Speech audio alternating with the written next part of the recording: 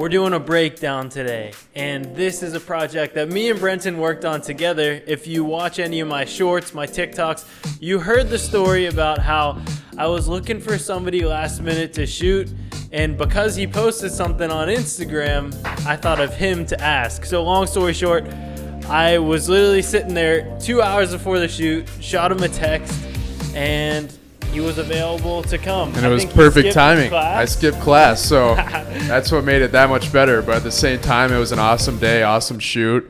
Great company, too, especially just getting into more and more golf films. So this was an exciting project. But so for this video, shot it in a different style than I usually shoot in. And I'm glad I did it. It turned out really good. But it was the first project I shot solely in 8K, which, if you know anything about the R5, I was worried I was going to overheat it, but it turned out amazing. But anyways, enough of us. Let's jump into the video, starting with the intro. Before we even click play, we got to talk about this intro. Let's click play and just play the first clip. That right there. Let's go back to see if we can. Right there. Awesome clip. And I was shooting this just right above the hole, handheld. And then it was actually Joey's idea to put in the graphic there and just kind of edging it out. I mean, you can talk about that little animation. Yeah, I mean, so we didn't really know how to start the video. We wanted kind of a fast start to it. And as you'll see for the next couple of clips, the first couple of clips are very fast and it creates a lot of movement. But the first shot kind of lacked a little bit. And I also thought that just to add a little bit of production value, why not throw the logo inside of the cup and have the ball go over top of it? So it was a simple little mask in Premiere, just keyframing frame by frame.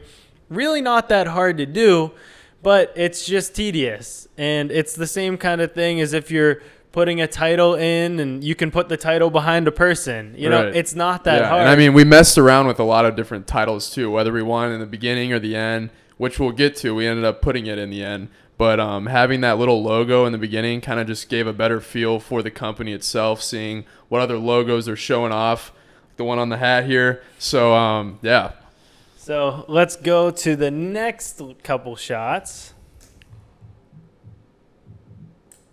So that little sequence right there, where you go back and then forward, as you saw, it was a bunker shot that we reversed. This was not intentional. This was totally not intentional, but it ended up going with the flow of the whole motion.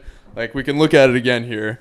Going back, he pulls the club back to the left, and then obviously this frame, he's still going left. So that just kind of helped with the constant flow of each clip. A lot of the times, we do want to try to do that. Like, for instance, when we did our switch project in skateboarding, say he's going from left to right, we'll have that same clip back to back of him going left to right again. It just keeps a easier flow and just looks pretty consistent and good at the same time. So yeah, I mean, that's just something that totally happened in the editing room too. You know, we saw these couple shots, and a fun fact about this one that you're looking at right now, since we shot it in 8K, I was actually able, this is a vertically shot video right here, which sounds absolutely insane. We're so used to cropping from horizontal to vertical, I feel like. But this one, I shot a sequence of him driving and like walking up, putting the ball on the tee, stepping back. And I shot it all in vertical. And then I was like, man, I really want to use that shot for the main edit. And because I shot it in such a high resolution, you can't even tell. You would never be able to tell that that was a vertical video. But it's just one more thing that, you know, if you shoot in a higher resolution, it saves you a little bit, whether it's punching in or being able to use it like that. Yeah, and to use it as different clips, making it look like there's different camera angles going on is the best. And how far do you think you zoomed in here? I mean, it was a good amount. It was probably like a... like most of the frame, I'd say, was well, yeah, I mean, you think about it, and whenever you put a vertical shot in a wide timeline, I mean... You got to cut out. You're missing all of that. so much off the edges. So I had to punch in by over 200 scale. I'm just talking like that because that's how it is in the editing software. But just plus 200 plus, and usually you lose so much resolution. But and I mean, you have to do that a lot of the times when you're filming a TikTok too, and you're shooting horizontal or taking it the opposite way, you know. And that's a whole other process. But for this right here, it was an interesting concept. Yeah, it's a weird one. My first time actually doing it. Moving on.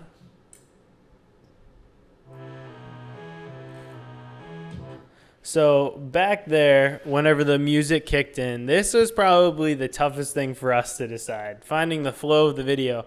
We had a hard time finding a song, but more so than having a hard time finding the song, we didn't want it to be an edit that only lived with the song. And by that, we mean we didn't want to base the entire edit off of a song that we found. I think it's so cliche to create an edit only around music and then it lacks because then there's no sound effects. Yeah. There's no other elements. So it just seems like you cut clips. But we were talking too that most of the edits that we end up getting into, we're picking the song first. Mm-hmm. Like that's what we want to kind of draw all of our editing towards and base it around usually. So this was a different approach for both of us.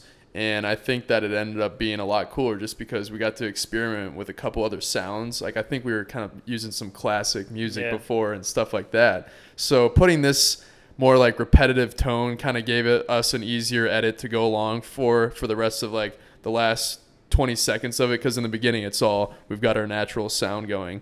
But underneath this song too, as you can hear, there was some natural sound there. Like for instance, this clip right here. I mean, this was a really fun shot too because I think I was using a longer lens for that because I was back behind the trees. So I wanted to get him through the trees there.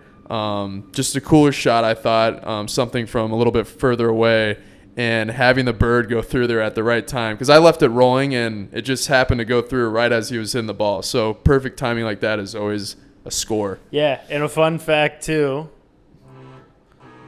In this shot right here, I'm standing right there. Yeah. So we have it matched so you can see in the next shot. You know what? I think I had to crop it in a little bit because I saw you on the left side. So just stuff like that is always... Because then we could match this shot. Right. That's actually, the continuity is there. It is the same shot. We could have done it in two separate shots, but it just makes everybody's life easier if we have two cameras running. Right. But it's just funny, you can hide behind things. There's no shame. Right. There's absolutely no shame in that. Not at all. So moving on. This is my favorite shot of the video. That shot right there. I mentioned this in one of the other podcasts that we recorded, but I wish we had a TikTok of this. Long story short, with this shot, as you can see, with us rolling up in the cart, you can see we start pretty far back. And how we did this, I was driving the golf cart, Brenton was shooting, literally just with the camera in hand, holding it as steady as he can.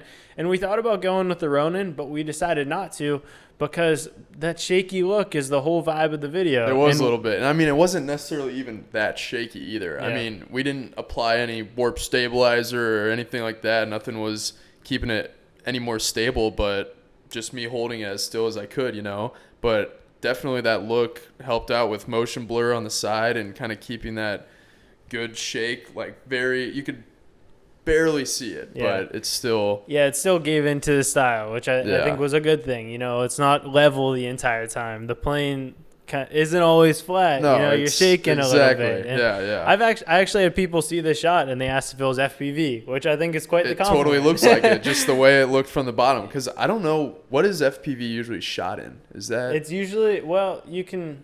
Some people do 24 frames per second. Right. Some people do 60. Yeah. Depends if you want to slow it down. Right. But it just looks like it's all with GoPros most of the time. Yeah. Unless it's like a high budget shoot, they can put Komodos on. They can put any camera on. But exactly. Most of the time it is a GoPro, so the quality lacks. Yeah, and it looks pretty similar to this, so I can see how you could think that. And then coming around, as we can see here, I kind of come around the side, and we just wanted to clip that up real quick just because I did see a little more shake than I wanted to. And so I was like, you know what, let's just jump cut that. Let's make it to the perfect point. And I think him finishing his stroke was the perfect time to show that because, I mean, it's just a great clip in general. He stops, looks out, drops the club, lets it slide down. I thought it was perfect with the sound, too, into this clip. Yeah, I think that another kind of struggle that we went through was with that clip. We loved the whole clip a ton. Oh, yeah. But we needed to keep the video to roughly 30 seconds.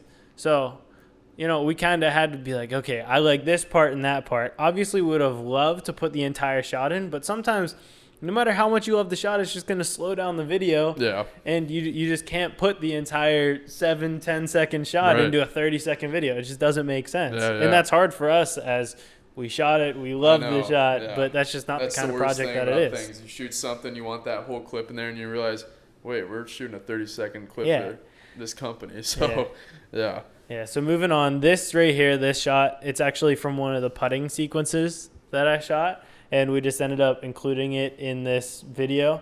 But this is the same kind of thing, like I mentioned, the driving sequence, kind of just to give them a different asset right. that we didn't necessarily and give them a rundown about. of like the sequencing that we did. Yeah, that so you did. It's so simple. It's just, okay, if you're walking up to putt, what are you doing? Walking up, maybe taking the glove off. You're going to go down, you're going to line the ball up, you're going to check your read, back up, and then putt. It's just kind of finding those different checkpoints. And if you're doing something, no matter what it is, it doesn't have to be golf. Right.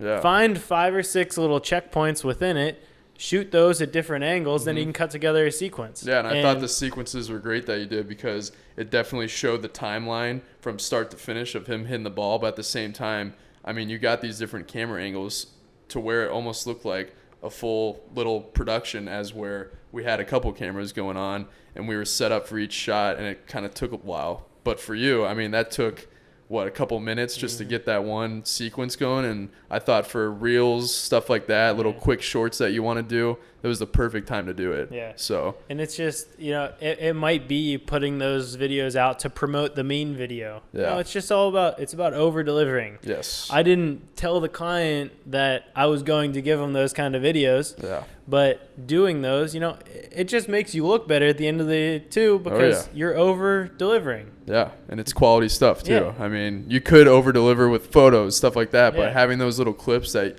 you don't necessarily want to put away and post them for yourself too, because they look so good for the sequences. I mean, it's great to use it for over delivering to the client. Yeah. So moving on.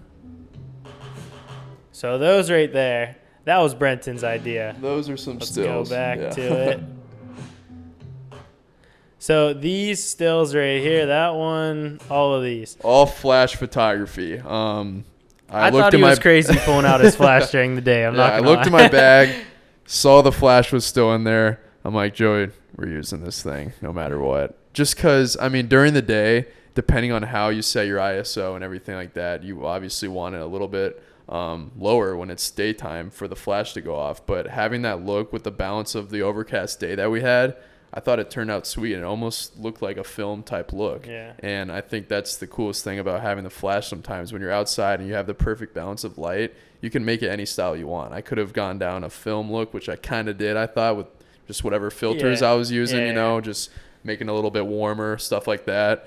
But besides that, I mean, I could have gone down any look for that. Yeah, and it's unique. That's the big thing with all of these. I think separates the cooler golf brands from the golf brands that are just very corporate. Whatever your definition of cool is. I know the shots that we like that some of the different brands are getting, they're similar to that. They're unique. And I mean, that just comes down to consuming other creators. It's definitely a style that we wanted to use. Yeah, but I think it turned out so cool. And I think incorporating photos into a video edit is a pretty cool thing that you can do just to spice it up. Yeah, and you see totally. This is midway through the ad. It just splits it up. You might be losing the viewer 10, 15 seconds in, but if you have a hit like that where the music changes up, where you have these ba ba ba ba ba, then use that to your advantage to keep their attention. Yeah, and that's something that I found in my style of work too, is just those quick cuts. I know a lot of people have different ways of showing off, like you want your slow motion going on for a while or whatever it may be, but I found quick cuts throughout it can keep people engaged, and I think it's kind of fun to do anyway with matching it up with the audio. Yeah, absolutely. This shot, funny story about this one. This was literally turn around and shoot the other way. Let's shoot on the other hole. We just finished putting on a random green. Yeah. And I saw these two trees, which if you have a creative eye, you know what I'm looking at. There's symmetry. We got two beautiful trees. I don't know the exact kind of trees they are, but they're a good looking tree, and it's a totally different kind of look than the rest of the video. I didn't see many pine trees at all in the course, so I think whenever I saw this, I saw symmetry and I saw the chance to make something look different. Right. And so he lined up pointing to the next hole, which would have made sense. Mm-hmm. But I was like, man, I really wish your body was facing me and you're hitting towards the green. And he goes, oh, yeah, I'm down. That's fine. And he just grabs a junk ball, just like a green ball out of his bag. Yeah, he took a practice ball from the range or something. And just hits it straight into the water. But you can't tell from the shot. No. You think he's just hitting out of the rough with some cool scenery behind him with this long grass. And that's the thing, trying to make stuff look perfect behind the scenes. He's shooting that thing right into the pond. You know, like it's not like he's going for the ultimate shot right there. And it was just all for the look of it. I thought the trees were great and the setup was perfect. So it worked out. And I loved how you just came into him too. And it blurs out for sure a little bit. Right there, the back's in focus, which I don't know if you meant to do. Nope. But it ends up looking cool. And I think it comes back to focus a little bit. But, I mean, it's a pretty neat shot. And then there's the photo. There's another photo. Yeah. So that was him just lining up. You can kind of see he's in the rough. The green is like here.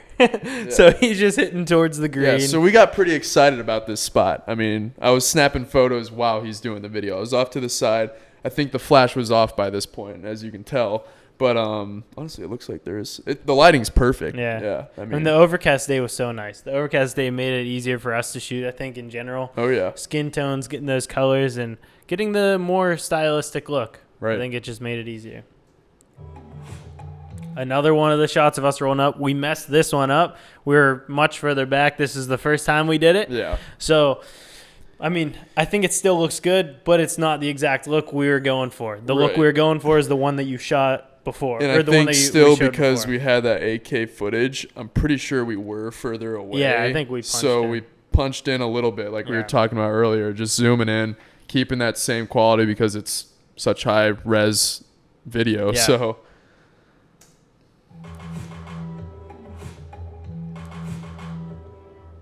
So this shot right here. This, I would say, is the one shot that we knew where it was going to go in the video. And this was Brenton's idea, but we saw the opportunity to show branding. And the bag is a hard thing to shoot for a high-energy video because we don't necessarily want to show the golf cart. Right. But we want to show the logo at the bottom of the bag. How do you show the logo at the bottom of the bag? And throughout the day, you and I were kind of running around the golf cart trying to get some stuff, like putting it onto different trees, which was also cool. Like those were great shots that I think we could have definitely added more. So if we get the chance to do it again, I'd definitely like to get some more shots of like the bag in front of the trees and stuff like that. But to show the logo on the bottom, I thought this was a perfect opportunity to do a focus pull. So having this focused right here, and then as he walks out, switches focus onto him with the logo again. That shows both logos ending the flick, and I thought it was a great way to conclude.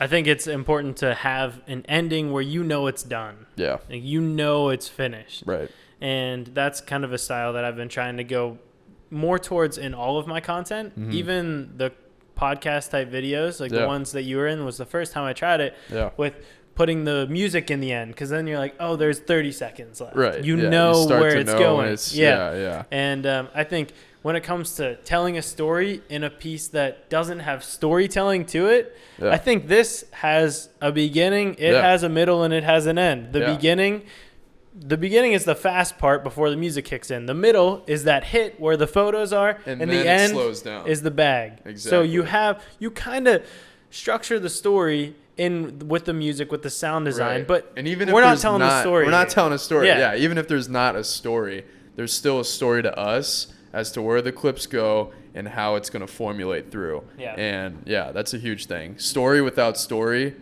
is a thing. Yeah.